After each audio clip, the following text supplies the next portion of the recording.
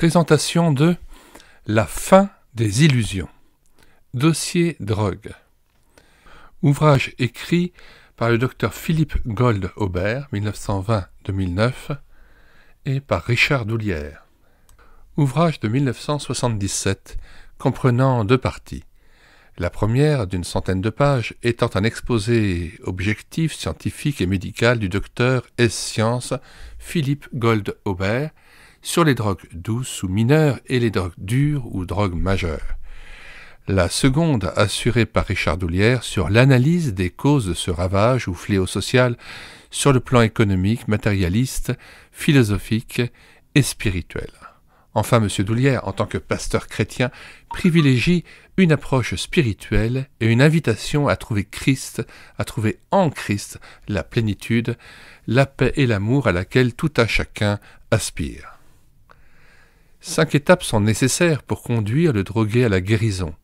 Quel que soit son degré de toxicomanie, il doit en premier lieu admettre qu'il a besoin d'aide, qu'il ne saurait s'en sortir par ses propres moyens. En second lieu, il doit cesser de chercher une issue facile. La médecine ne résoudra pas ces vrais problèmes qui sont spirituels, même si elle a son rôle à jouer. En effet, avec prudence, discernement et sagesse, néanmoins, les auteurs ne minimisent pas l'importance d'une thérapie et d'un suivi médical et psychologique adapté. Ainsi, outre une aide thérapeutique indispensable, la personne victime d'addiction doit donc, en troisième lieu, chercher la réponse en Dieu, seul capable d'apporter une entière guérison. Pour cela, il doit croire en Jésus-Christ et l'inviter à prendre désormais la direction de sa vie. En quatrième lieu, réorganiser sa vie, s'éloigner radicalement de ses anciens amis, fuir comme si c'était l'enfer, le quartier et tout ce qui faisait sa vie de drogué. Enfin, refuser la crainte, faire entièrement confiance au Seigneur et croire que la délivrance qu'il opère est totale. Pour entreprendre ce cheminement et à chacune de ces étapes, le drogué aura besoin de notre aide et de notre intercession. Ce n'est pas une sinécure. La guérison prendra du temps, beaucoup de temps peut-être. Et plus loin, Richard Doulière dit « Cela signifie que sa démarche spirituelle comprendra la découverte de lui-même avec sa misère, découverte hors de laquelle il ne pourrait venir à Dieu dans une vraie repentance et une vraie foi. Car la repentance naît de la découverte lucide de soi et la foi de la prise de conscience de l'énormité de son besoin. Ce n'est pas une sinécure, disions-nous, que d'aider un drogué à faire ce chemin. C'est vrai, mais il en vaut la peine.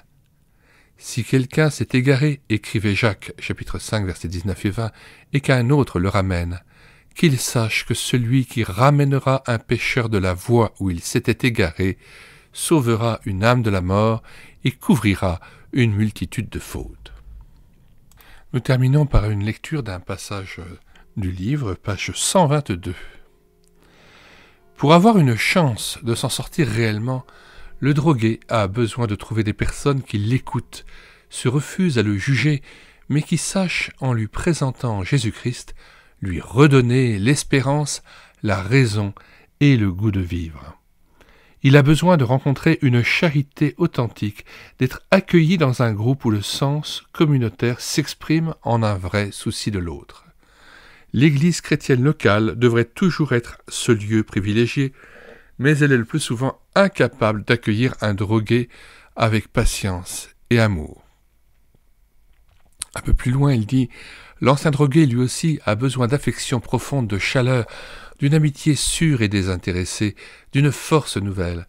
Cela veut dire qu'il a besoin d'entendre et de répondre à cette invitation séculaire de Jésus-Christ. « Venez à moi, vous tous qui êtes fatigués et lourdement chargés, et je vous donnerai du repos. » Qui, en effet, est plus lourdement chargé que le toxicomane dans son esclavage. Il a besoin de Jésus. Mais n'est-ce pas trop vite dit?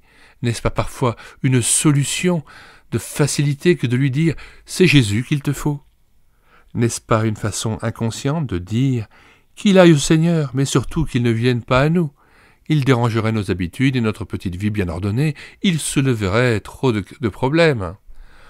On m'a parlé de telle église où l'on prêche le Christ qui libère, mais où le vide se fait sur les bancs voisins lorsque tel ancien drogué y vienne écouter le message.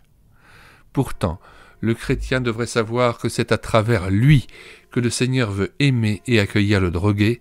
Certes, il a besoin d'une aide spirituelle divine, mais ce secours, Dieu ne peut et ne veut le lui proposer qu'à travers une main humaine réellement tendue, qu'à travers une amitié humaine concrètement offerte en son nom.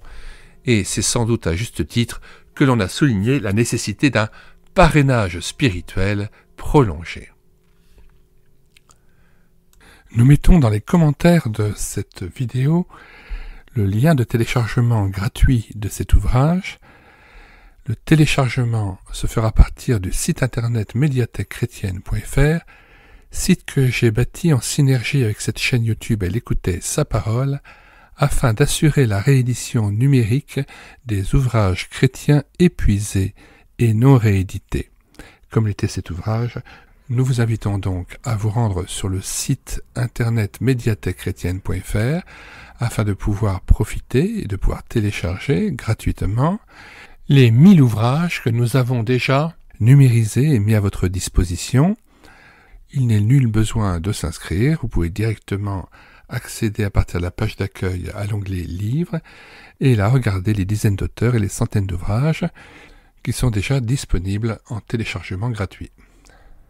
Si vous voulez connaître les différents ouvrages que nous numérisons tous les jours et présentons sur cette chaîne YouTube Elle écoutait sa parole, les audiobooks que nous prenons en charge, les albums ou BD que nous lisons avec caméra de document, mais aussi les cantiques que nous mettons en parole, afin de nourrir votre louange individuelle ou en assemblée, abonnez-vous à cette chaîne YouTube Elle écoutait sa parole. Nous vous disons au revoir et à bientôt.